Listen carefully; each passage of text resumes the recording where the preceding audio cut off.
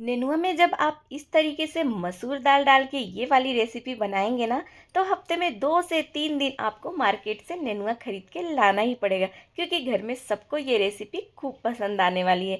तो फ्रेंड्स, मैंने यहाँ पे ले लिया है 1 किलो नेनुआ, और साथ में ये 1 कटोरी मसूर की दाल भी भीगने के लिए रख दी थी पानी में। तो ये मसूर की दाल फटाफट भीग जाती है, आधे घंटे पहले भी आप बनाने के भिगाओगे ना तो भी ये फटाक से भीग जाती है। तो देखिए, सबसे पहले मैंने ये नेनुआ को धुल लिया है और इसके ऊपर का छिलका उतार लेना है। मोटा वाला छिलका नहीं उतारना है, इस तरीके से ऊपर से खुरच के ही सिर्फ हल्का सा इसका छिलका निकाल लेना है।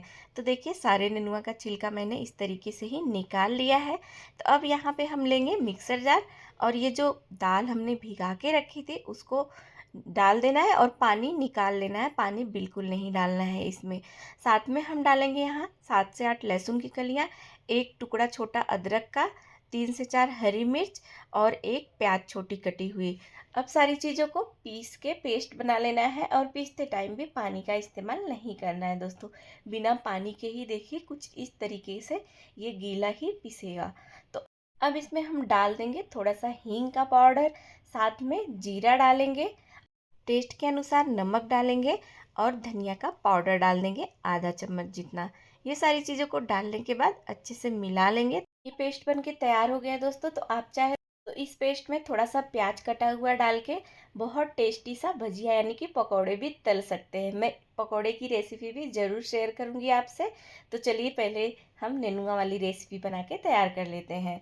तो देखिए, यहाँ पे ना ये जो छील के रखा था हमने नेनुआ, तो इसको ना एक नेनुआ में 3 से 4 टुकड़े हम काट लेंगे। तो दोस्तों, इसको कहीं कहीं गिलकी भी बोलते हैं, कहीं गिलका बोला जाता है।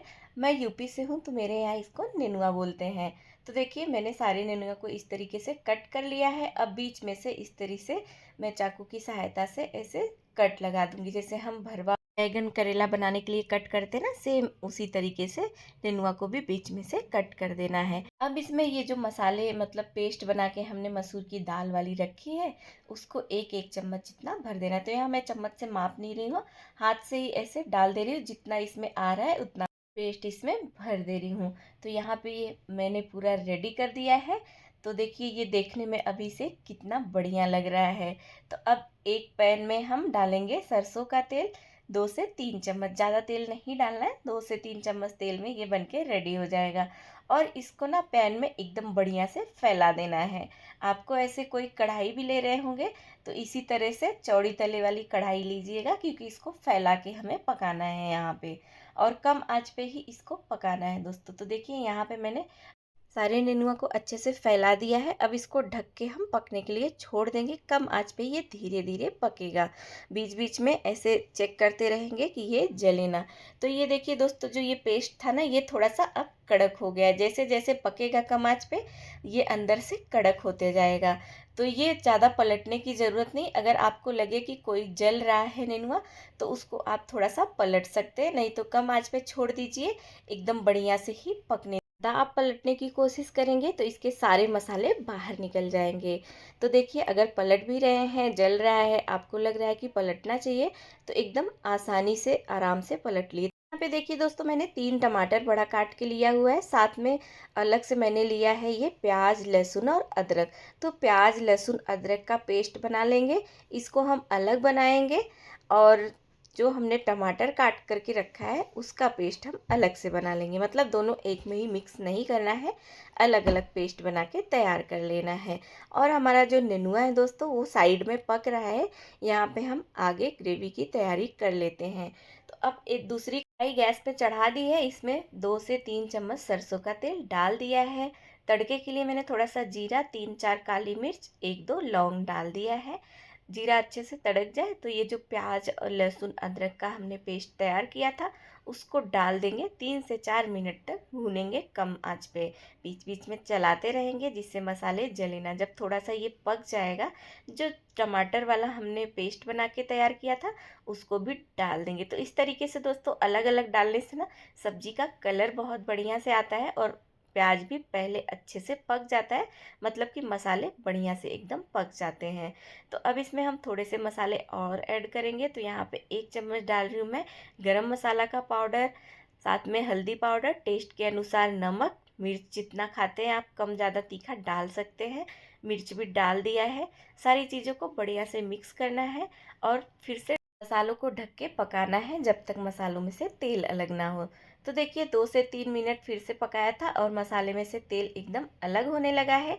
तो यहाँ पे हम मसाले में 3 से 4 गिलास तक पानी डाल देंगे।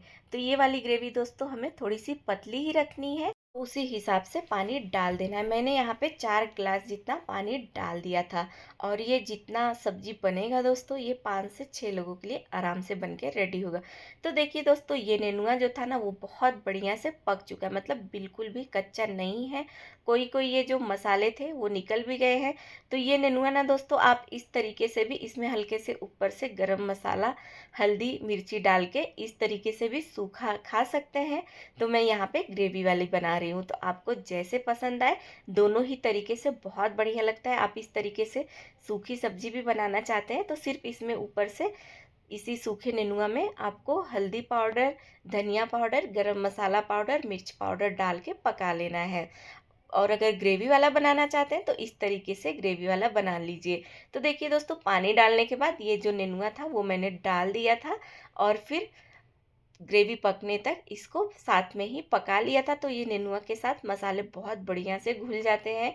और ये दोस्तों देखिए कोई कोई जो मसूर का मसाला रहता है ना, जो पेस्ट था वो निकल जाता है, तो जिसकी वजह से सब्जी एकदम बढ़िया से गाढ़ी हो जाती है। नेनुआ में से ये निकल जाता है कोई कोई, पर ये इसके अलग से अपने आप ही पीसेस बन जाते हैं उसी शेप में, क्योंकि ये फ्राई करते टाइम मतलब पकाते टाइम ही थोड़ा सा कड़क हो जाता है। तो जब निकलता भी है तो फिर टूटता नहीं है, इसी तरीके से देखिए रहता है। तो देखिए सब्जी पक के तैयार है। तो इसमें थोड़ा सा कसूरी मेथी, धनिया की पत्ती मिला लेंगे। एक प्लेट में मैं आपको निकाल के दिखाती हूँ दोस्तों कितनी बढ़िया से ये सब्जी बन के तैयार हुई है। तो इस तरीके की आप नेनुआ की सब्जी बना के देखना दोस्तों, बहुत ही लाजवाब सब्जी बनने वाली है। ये देखिए ये नेनुआ में ये मसूर रह गया तो मैं निकाल के दिखाती हूँ। इस तरीके का पीस बन के इसका तैयार हो जाएगा, मतलब मसूर का अलग ही डिज़ाइन बन के तैयार हो जाएगा। तो देखिए दोस्तों कुछ इस तरीके से ये सब्जी बन के तैयार होती है। तो इसकी ग्रेवी ना बहुत ज़्यादा लाजवाब बनती है। इस सब्जी को आप 2 तरीके से बना सकते हैं, एक जो मैंने रेसिपी दी है ग्रेवी वाली और एक जो मसूर की दाल भर के जो हमने पकने के लिए छोड़ा था उस तरीके से भी बना सकते हैं।